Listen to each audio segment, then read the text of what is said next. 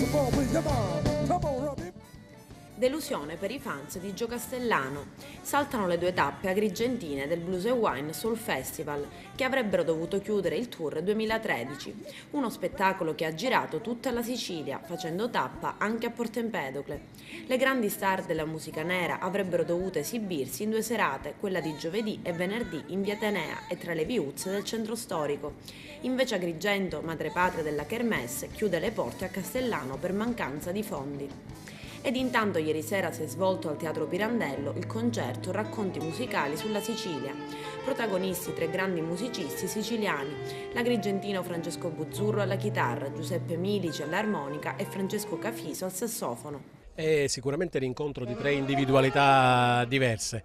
Ciascuno di noi, parlo di me, di Francesco Cafiso e di Giuseppe Milici, ha una sua carriera, un'attività con propri gruppi e proprie situazioni.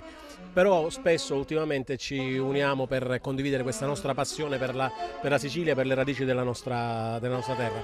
Infatti tutte le nostre composizioni di questa sera risentono molto di questa matrice un po' etno jazz, potrebbe dire qualche critico. Una formazione sicuramente atipica che a noi sta dando grande soddisfazione e come ho detto in molte altre occasioni, al di là del piacere artistico che c'è nel suonare con musicisti di questo livello, c'è una grande gioia perché è nato un rapporto di amicizia molto profondo, molto bello ed è veramente bello condividere questa esperienza con loro. Al centro di questo concerto la musica siciliana, ma artisticamente se potesse scegliere un periodo della Sicilia o una zona, cosa preferirebbe?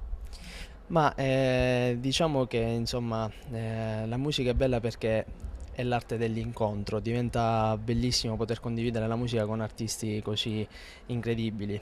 La musica è magia, annienta ogni dato anagrafico ed è veramente bello poter fare musica perché ci si trasferisce in un'altra dimensione.